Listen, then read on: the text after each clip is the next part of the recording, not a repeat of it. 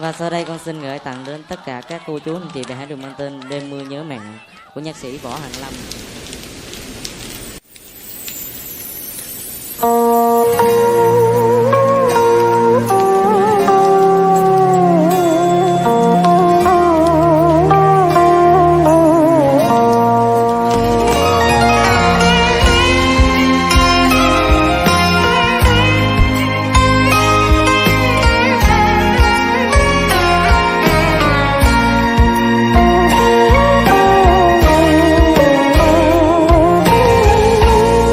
Đêm nay nghe tiếng mưa, con ngồi đây nhớ mẹ ở quê nhà.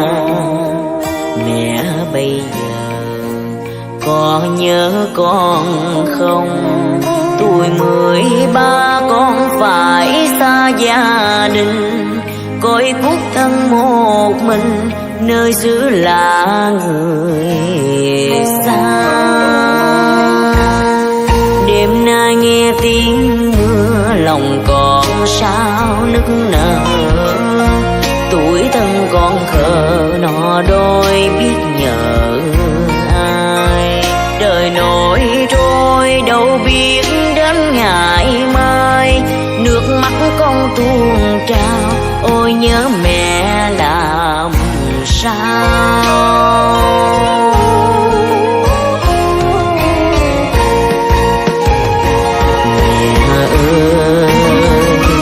Mẹ ơi, con mong sao năm tháng xưa quay về, để được ngồi bên mái ấm của tình thương, để được nghe câu hát mẹ ru con bên mái tranh lạnh lùng nhưng thấm đượm tình thương.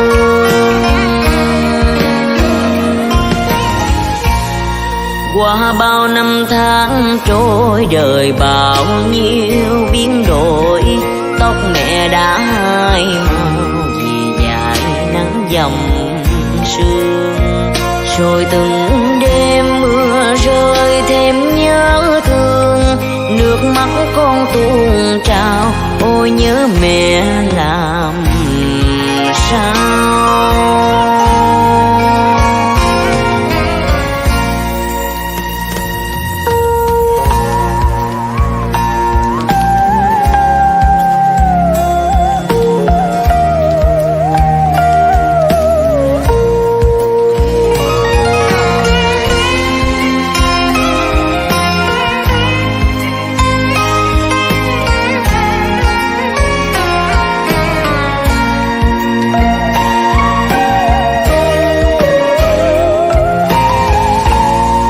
Đêm nay nghe tiếng mưa lòng còn sao nức nở, tuổi thân con khờ nọ đôi biết nhờ ai.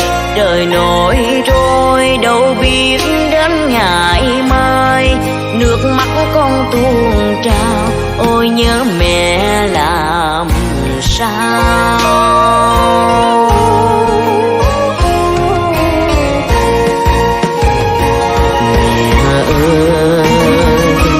Mẹ ơi, con mong sao năm tháng xưa quay về, để được ngồi bên mái ấm của tình thương, để được nghe câu hát mẹ ru con bên mái tranh lạnh lùng nhưng thấm đượm tình thương.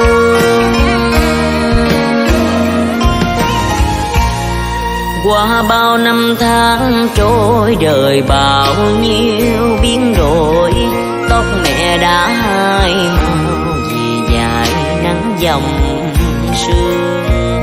Rồi từng đêm mưa rơi thêm nhớ thương, nước mắt con tuôn trào ôi nhớ mẹ làm sao. Nước mắt con tuôn trào ôi nhớ mẹ làm xa.